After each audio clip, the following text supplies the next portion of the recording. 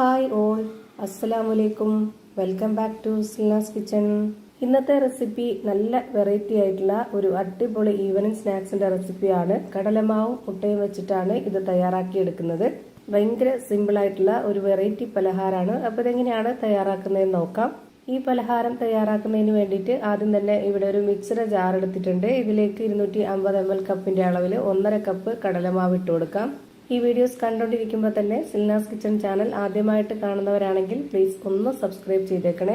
ഒപ്പം തന്നെ ഈ വീഡിയോസ് നിങ്ങൾക്ക് ഇഷ്ടപ്പെടുകയാണെങ്കിൽ ഒരു ലൈക്ക് ചെയ്ത് ഷെയർ ചെയ്ത് സപ്പോർട്ട് ചെയ്യാനും മറക്കരുത്. ഇതിൻ്റെ കൂടെ തന്നെ 3 മുട്ടയുടെ മഞ്ഞയാണ് ഒഴിച്ചു കൊടുക്കുന്നത്. വെള്ളയും കൂടെ ചേർത്ത് ഒഴിച്ചു കൊടുക്കണമെന്നുണ്ടെങ്കിൽ ഒഴിച്ചു കൊടുക്കാം, കുഴപ്പമൊന്നുമില്ല. അപ്പോൾ 2 എണ്ണം എടുത്താൽ മതി. ഇനി ഇതിലേക്ക് മുളക് പൊടിയാണ് ഇട്ട് കൊടുക്കുന്നത്. ഓരോരുത്തരുടെ എരിവിനനുസരിച്ച് ഇട്ട് കൊടുക്കാവുന്നതാണ്. ഞാനിവിടെ ഇതുപോലെ ഒരു സ്പൂൺ അളവിൽ 1 സ്പൂൺ മുളക് പൊടി ഇട്ട് കൊടുത്തു.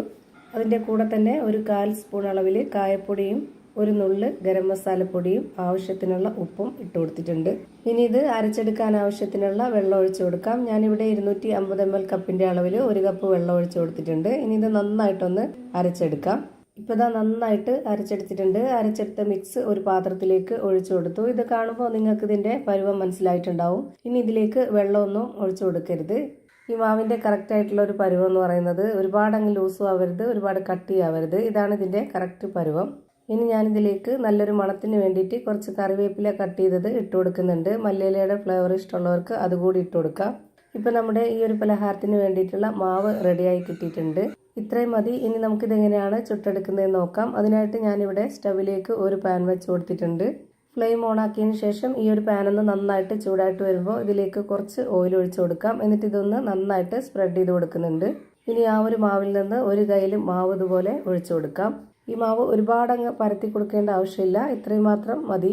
ഇനി ഇതിലേക്ക് ഒരു കോഴിമുട്ട പൊട്ടിച്ചൊഴിച്ചു കൊടുക്കുന്നുണ്ട്. ഇനി ആ ഒരു മുട്ടയിലേക്ക് 1 നുള്ള് ഉപ്പുപൊടി ഇട്ട് കൊടുക്കുന്നുണ്ട്. ഇനി നമുക്ക് ആ ഒരു ഒലിച്ചു വന്ന മുട്ട കറക്റ്റ് ചെയ്ത് ഇതുപോലെ വെച്ച് കൊടുക്കാം. ഇനി ഇതിൻ്റെ മുകളിലേക്ക് ഇട്ട് കൊടുക്കുന്നത് വട്ടത്തിൽ കട്ട് ചെയ്തെടുത്തിട്ടുള്ള സബോളയാണ്. കുറച്ചിട്ട് കൊടുക്കാം. ഇനി അതിന് മുകളിലേക്കായിട്ട് കട്ട് ചെയ്തെടുത്തിട്ടുള്ള പച്ചമുളക് ഇട്ട് കൊടുക്കുന്നുണ്ട്. പച്ചമുളക് ഇട്ട് കൊടുക്കുന്നത് ഓരോരുത്തരുടെ എരിവിനനുസരിച്ച് ഇട്ട് കൊടുക്കുക. കുട്ടികളൊക്കെ കഴിക്കുന്നുണ്ടെങ്കിൽ വളരെ കുറച്ച് ഇട്ട് കൊടുത്താൽ മതി. ഇനി അടുത്തതായിട്ട് ഇതിലേക്ക് ഇട്ട് കൊടുക്കുന്നത് ഗ്രേറ്റ് ചെയ്തെടുത്തിട്ടുള്ള ക്യാരറ്റ് ആണ്. ഗ്രേറ്ററിൻ്റെ ചെറിയ ഹോൾ ഇട്ടിട്ട് ഒന്ന് ഗ്രേറ്റ് ചെയ്തെടുത്തിട്ടുള്ളതാണ്. അതുകൂടി ഇതിലേക്ക് ഇട്ട് കൊടുത്തിട്ട് പിന്നെ അതിന് മുകളിലേക്കായിട്ട് കുറച്ച് മല്ലിയില ഇട്ട് കൊടുക്കാം. ഇതിൻ്റെ ആ ഒരു ഫ്ലേവർ ഇഷ്ടമുള്ളവർക്ക് ഇട്ട് കൊടുക്കാം, അല്ലാത്തവർക്ക് സ്കിപ്പ് ചെയ്യാം. ഇനി ഇതിലേക്ക് മയോണൈസ് ആണ് ഇട്ട് കൊടുക്കുന്നത്. ഇത് ഞാൻ വീട്ടിൽ തന്നെ ഉണ്ടാക്കിയെടുത്ത മയോണൈസ് ആണ്. ഇതിനു മുമ്പ് അപ്ലോഡ് ചെയ്തിട്ടുണ്ടായിരുന്നു, അതുകൊണ്ടാണ് ഇപ്പോൾ ഇതിൽ ആഡ് ചെയ്യാത്തത്.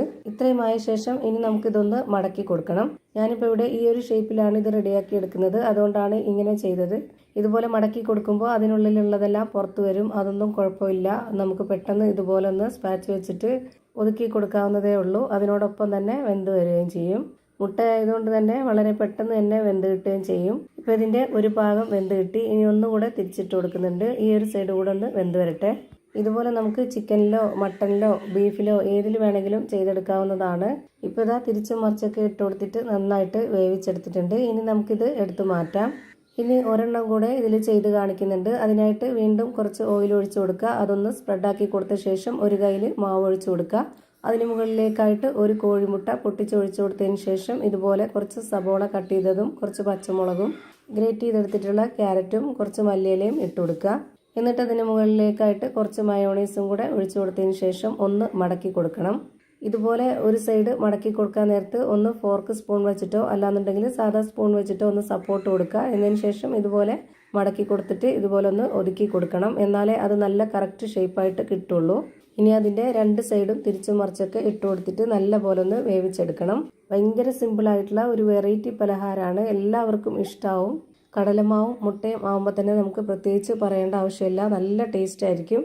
ഇതുപോലെ തന്നെ ഞാനിപ്പോൾ എല്ലാം ചുട്ട് വെച്ചിട്ടുണ്ട്. നല്ല ടേസ്റ്റി ആയിട്ടുള്ള വെറൈറ്റി ആയിട്ടുള്ള നല്ല പഞ്ഞി പോലെ ഒരു അടിപൊളി പലഹാരമാണ്. എന്തായാലും ഒന്ന് ട്രൈ ചെയ്ത് നോക്കണം. എല്ലാവർക്കും ഇഷ്ടമാവും. കുട്ടികളും വലിയവരൊക്കെ മത്സരിച്ച് കഴിക്കുന്ന ഒരു ഐറ്റമാണ്. ഇതിൻ്റെ അകം എങ്ങനെയാണ് ഇരിക്കുന്നതെന്ന് അറിയാനായിട്ട് ഞാനൊന്ന് കട്ട് ചെയ്ത് കാണിക്കുന്നുണ്ട്. അപ്പോൾ ഇത്രയേ ഉള്ളൂ ഇന്നത്തെ വീഡിയോ. വീഡിയോ ഇഷ്ടമായാൽ ലൈക്ക് ചെയ്യാനും കമൻറ്റ് ചെയ്യാനും ഷെയർ ചെയ്യാനും മറക്കരുത്. അതുപോലെ തന്നെ ഞാനിടുന്ന പുതിയ പുതിയ വീഡിയോസ് നോട്ടിഫിക്കേഷനായിട്ട് കിട്ടുന്നതിന് വേണ്ടി സബ്സ്ക്രൈബ് ചെയ്ത് ബെല്ലൈക്കൺ അമർത്തി അതിൽ ഓൾ എന്ന ഓപ്ഷൻ എനേബിൾ ചെയ്ത് കൊടുക്കാനും മറക്കരുത്. പുതിയൊരു വീഡിയോയുമായി വീണ്ടും വരും. Thank you for watching.